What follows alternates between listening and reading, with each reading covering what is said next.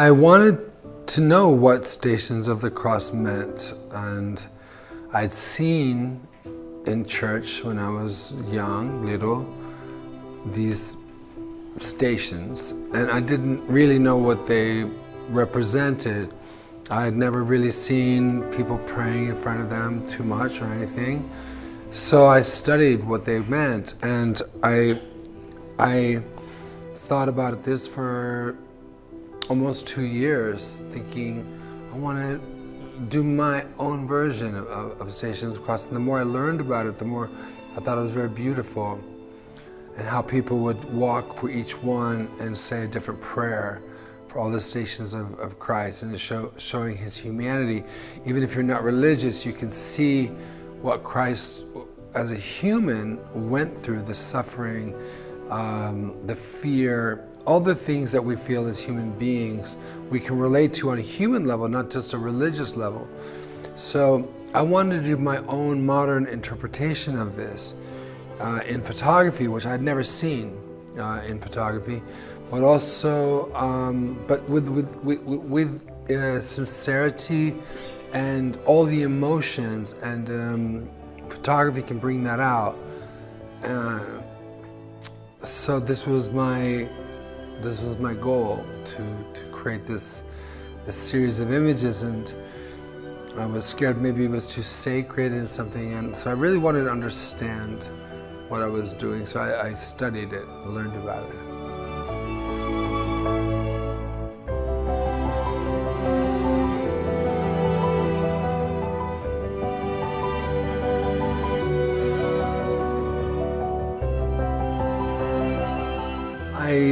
I was thinking a lot about casting and who would play Jesus Christ, and I needed someone who looked like they came from Nazareth and from the Middle East, and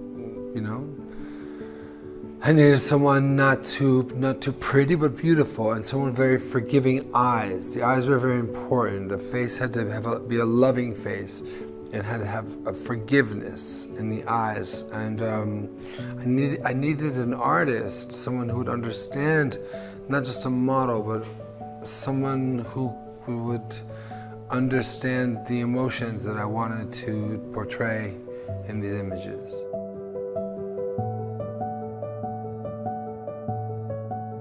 The common thread is me, is how I feel at the time of the different decades of my life. Pictures I was doing in my 30s and 20s were different than I'm doing now. But I've always done pictures inspired by God, and celebrating God and honoring the Holy Family since I was young.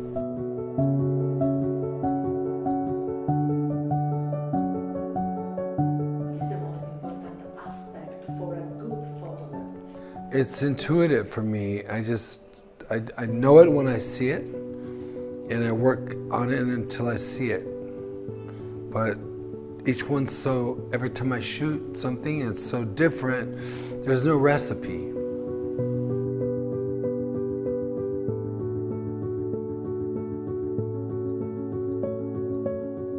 The celebrities are much more famous than me, and their burden as famous people is much greater than someone like myself who's behind the camera. And so many celebrities that I've worked with have really suffered with this intense weight of celebrity. Whitney Houston, Amy Winehouse, George Michael, Britney Spears. So many people have really suffered the burden. Michael Jackson, the burden of this fame, which I don't have that, because my photos are famous. Not me.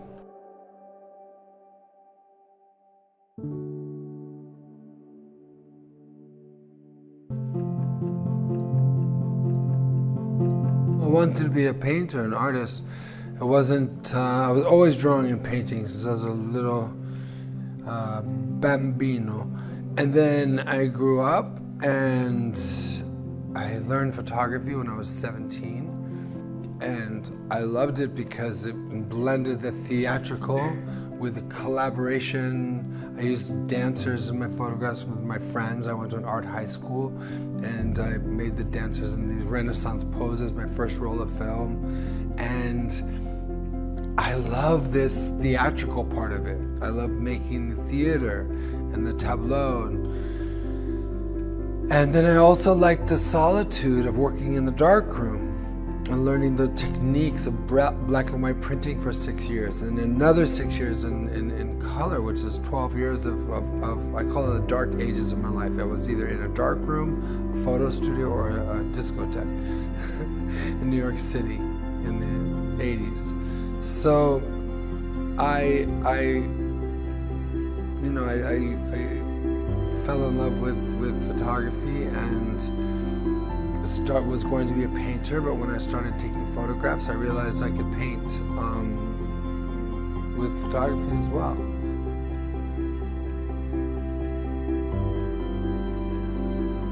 There's many people that I'm very indebted to. All the people I collaborate with, I work with very, very talented people. I have a team that I've been working with for many, many years. Some people 25 years, some people more.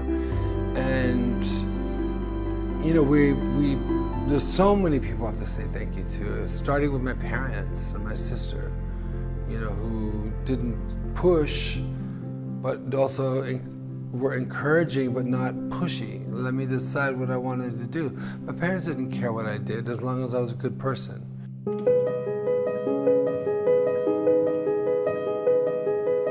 is your relationship with God?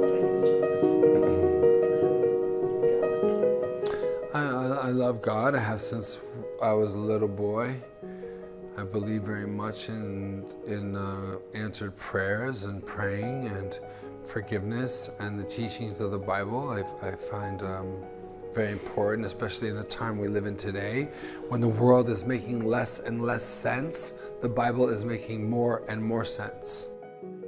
Well, everyone has their own role, but for myself, I know my role. My role is to bring light and to bring beauty and to bring joy and inspiration, and touch people, move them. What do they ask me? I think when they come to me, they're looking for something different. They're looking for something thoughtful. They're looking for something that doesn't look like anything else. And they're looking for the unexpected.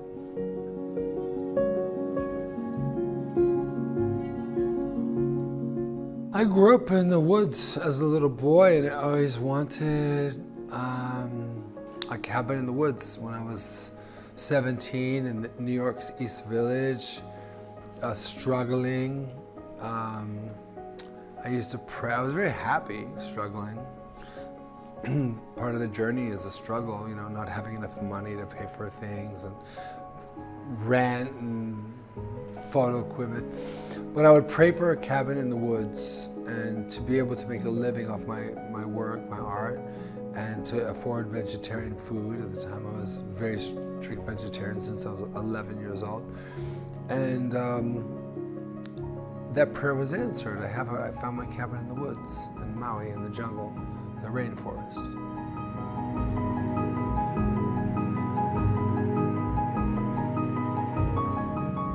I think that we live in reality, but we also must dream. You know, and I think if we're only stuck in reality with no dreams, it would be too harsh. So we have to have dreams in order to get us through reality. There's still love, there's still beauty, there's still friendship. There's, you know, we tend as humans to look at what we don't have. There's still so much love, there's still so much goodness, so many blessings. We have food, we have a place to sleep at night, we have friends, especially being able to create art. This is a huge gift, a huge blessing. So we can't take that for granted, because tomorrow we may not have these things. So we have to be grateful and appreciate our blessings today.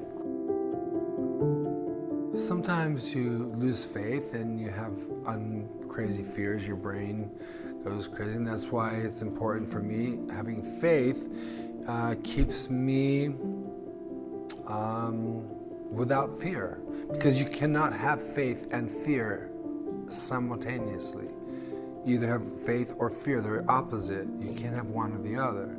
So when I have fear, I just go to my faith. I go to God. I pray, and the fear subsides because you can't live with both.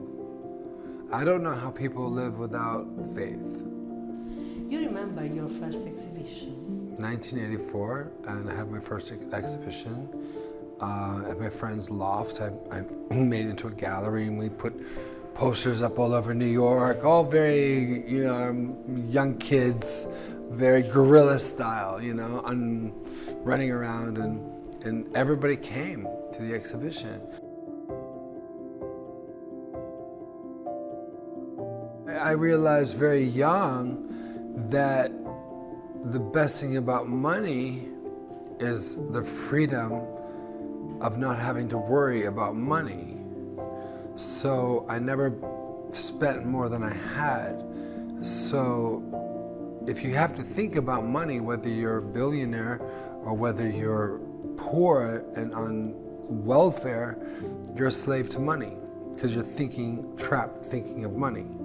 But when you don't have to think about money because you keep a self-control on your spending and you keep that part of your life in order, you are free from having to think about money. So you're free to create. You're free to not worry about money. I don't want to think about money.